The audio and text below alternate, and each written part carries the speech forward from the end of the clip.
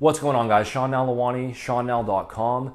And last week I put out a video talking about conventional deadlifts, and I gave my reasons for why I consider them to be an optional exercise, assuming that you're training for hypertrophy. And I'll link that in the description box below if you missed that one. And the feedback overall was pretty positive, but I have always noticed that anytime you talk about a particular popular exercise, whether it's squats or deadlifts or bench presses or barbell rows or whatever else, and you explain that not everyone has to be doing every single one of those lifts in order to get great results, there's always a certain group of people who will get really defensive about it, and it's almost like they'll automatically disagree without really giving any solid reasoning behind it. I've really noticed over the years of making videos and watching other channels as well that a lot of people tend to have sort of this strong emotional investment in the specific exercises that they do in the gym, to where everybody has to agree with what they're doing and it's like there's no alternative. It's like if you want a big back, you must do deadlifts. If you want big legs, you must do barbell squats. If you want big lats, you must do overhand weighted pull-ups. And it's not that these aren't good exercises, they obviously are, but regardless of how effective one specific lift is, the reality is that there's no such thing as any single mandatory muscle building exercise that you absolutely must include in your plan in order to build a great physique. You'll see articles and videos with titles like, 6 bodybuilding exercises you must do, or you'll read comments on videos where someone will say, if you don't do deadlifts, then you're a pussy, or there's no excuse to not do squats if you want big legs. But the truth is that there are many, many different ways to effectively stimulate each muscle group on your body for hypertrophy. And I do think that certain exercises can be more effective than others in accomplishing that. But at the end of the day, as long as a given lift allows you to activate the muscle you're trying to train and safely places that muscle under tension, and you can consistently apply progressive overload to that lift, that muscle is going to become continually bigger and stronger over time as a result. For example, I do think that a basic barbell squat is probably the most productive overall lower body exercise that you can do, and that if you want to maximize your gains and you can safely do them, then you should. But it's not as if specifically putting a barbell on your back and squatting with it is the only way to build impressive quads. There are a lot of different compound quad exercises that can still work very well. Things like Bulgarian split squats, which are a really good lower body movement, different lunging variations, one-legged squats, front squats, there's hack squats and other types of machine squats, leg presses. These don't seem as hardcore as regular barbell back squats, but the truth is that all of those will work very well for building quad size and strength if you do them consistently. And this is just one example out of many. There are certain movement patterns that you'll ideally want to cover in order to have a properly balanced program that hits all of your muscles in a well-rounded way. But within those specific movement patterns themselves, there are a lot of different exercises you can select from that will build muscle effectively.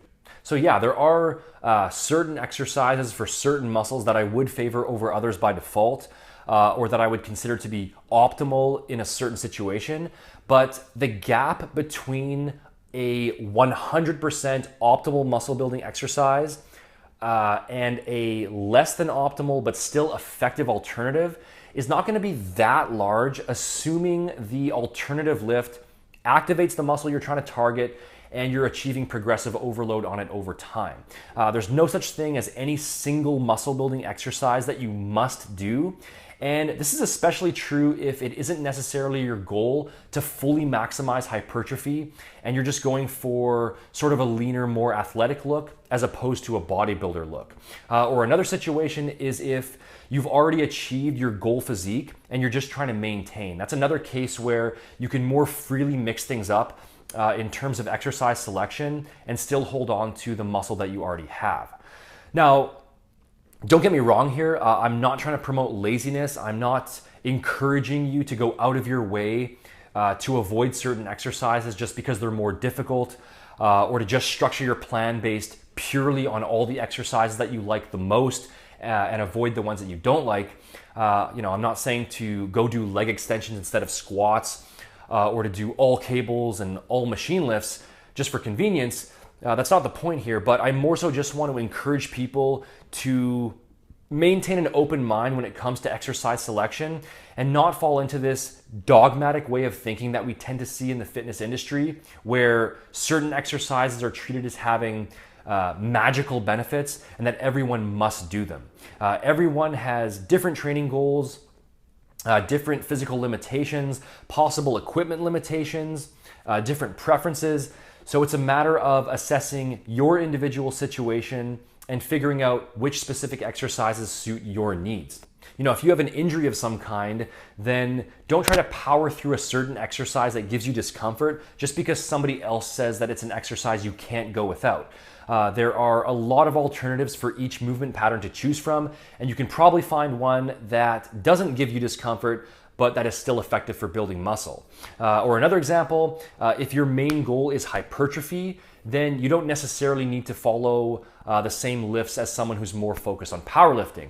Or just because one YouTuber you follow focuses on certain exercises and has a good physique doesn't necessarily mean that you need to do the same.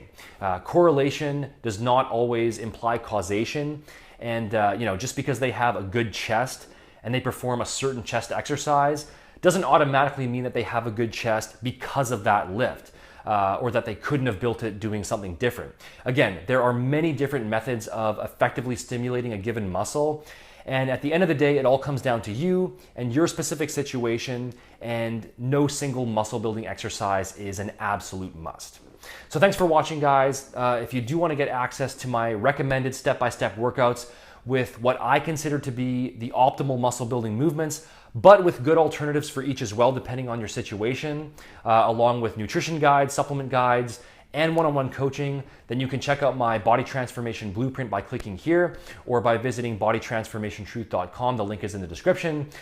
Make sure to like the video, leave a comment, and subscribe if you enjoyed it. The official website is over at SeanNal.com, and you can follow me on social media here as well if you aren't already. Thanks for watching, guys, and I'll see you in the next video.